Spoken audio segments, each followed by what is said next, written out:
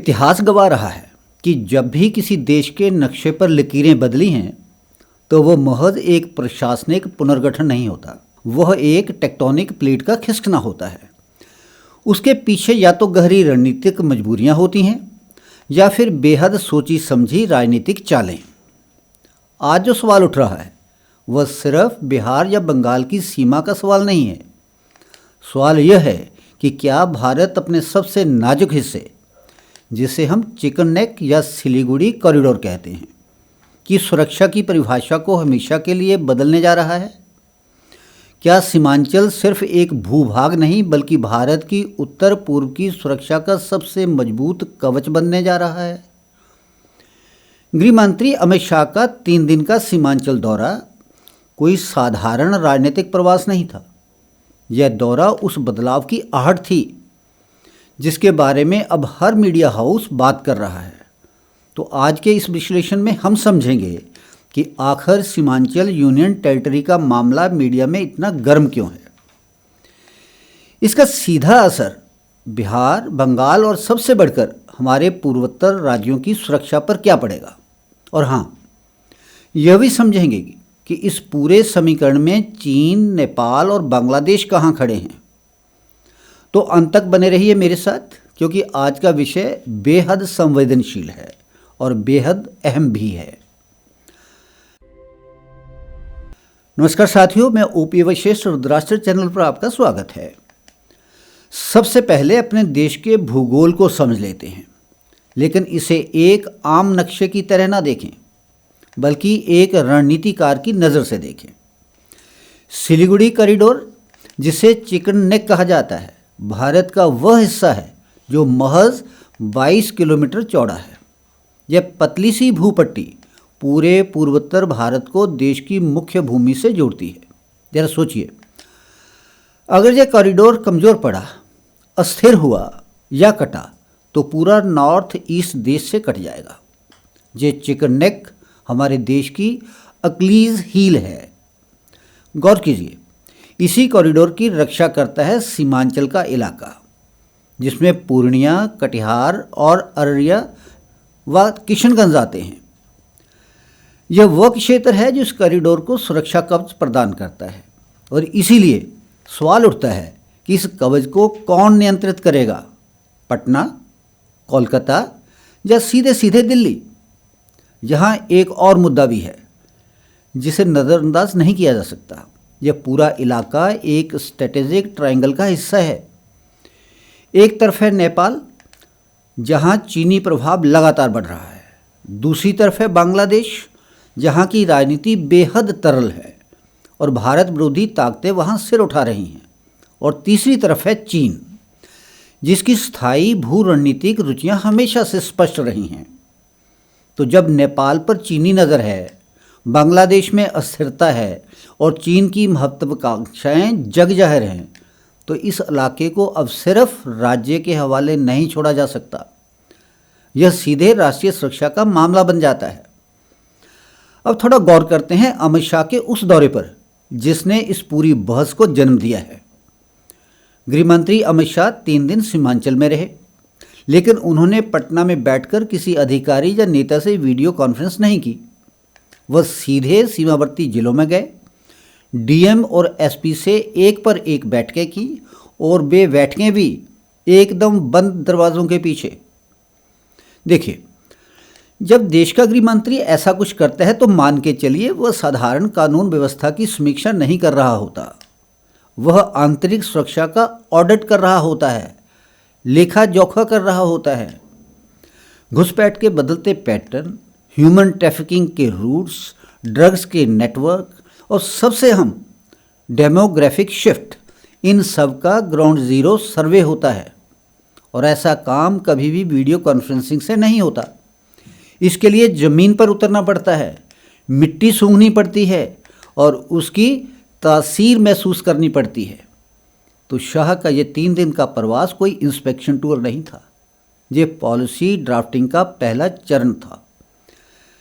और इसलिए यह उम्मीद की जा रही है कि अब अगला कदम सीमांचल को केंद्र शासित प्रदेश बनाने की दिशा में हो सकता है।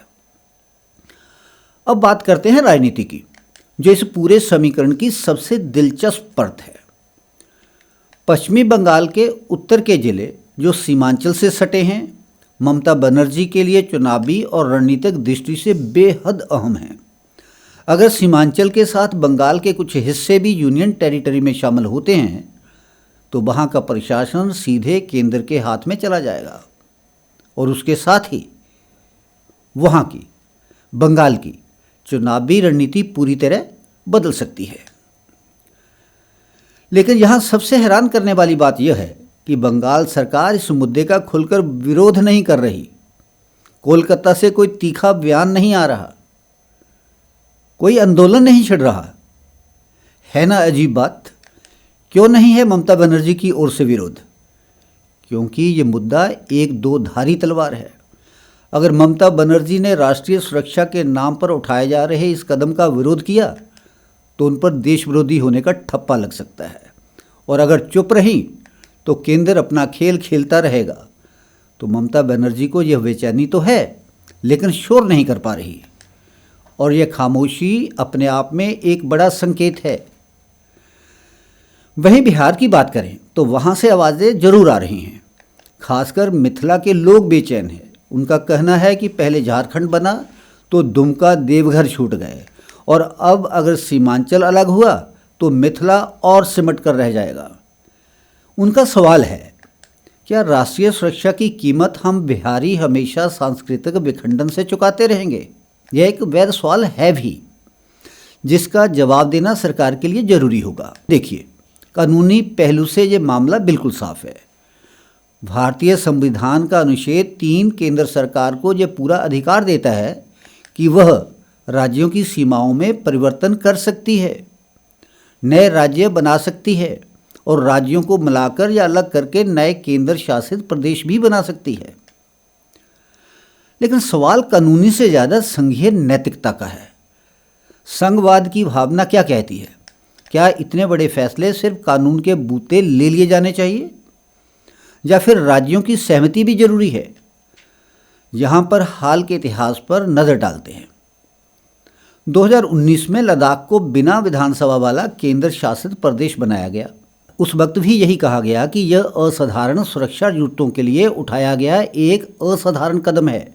नॉर्थ ईस्ट में भी हमने देखा है कि जहां सुरक्षा चुनौतियां बड़ी थीं, वहां केंद्र का सीधा नियंत्रण बढ़ाया गया।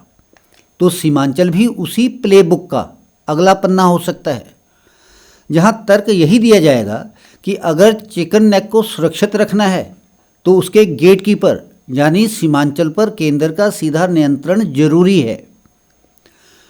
तो आखिर में आगे हो क्या सकता है? 3 संभावित रास्ते दिखते हैं। पहला, स्टेटस को बनाए रखा जाए, यथास्थिति बनाई रखी जाए, लेकिन केंद्रीय फंडिंग और सुरक्षा एजेंसियों की उपस्थिति बढ़ा दी जाए।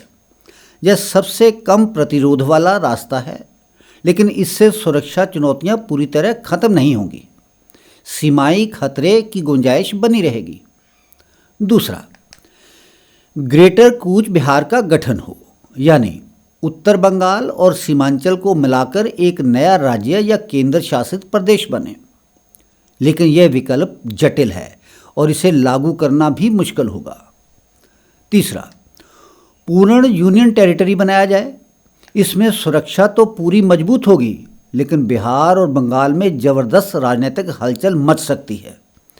हालांकि केंद्र सरकार की ओर से फिलहाल कोई आधिकारिक ऐलान नहीं हुआ है, लेकिन संकेत साफ हैं, और सरकार का इतिहास रहा है कि वह बोल्ड फैसले लेने से पीछे नहीं हटती।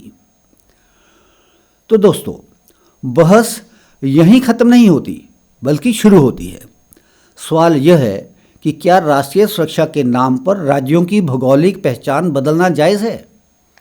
क्या सीमांचल को सीधे दिल्ली से नियंत्रित करना ही एकमात्र और सबसे बेहतर समाधान है, या फिर यह संघवाद पर एक और चोट है जिससे राज्यों की शक्तियां और सीमित होती जा रही हैं? आप इस पर क्या सोचते हैं? क्या सीमांचल यूनियन टेरिटरी बनना चाहिए, या फिर इसे बिहार और बंगाल का हिस्सा ही रहना चाहिए? अपनी राय कमेंट बॉक्स में ज़रूर दीजिए, क्योंकि आपकी राय हमारे देश के लोकतंत्र की असली आवाज़ है।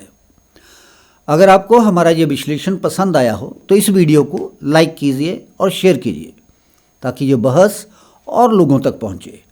और हाँ, ऐसे ही गहरे और बेबाक विश्लेषण के लिए रुद्राष्ट्र चैनल को सब्सक्राइब करना ना भूलिए। मिलते हैं अगले वीडियो में एक नए विश्लेषण के साथ। तब तक के लिए धन्यवाद। जय हिंद, जय भारत।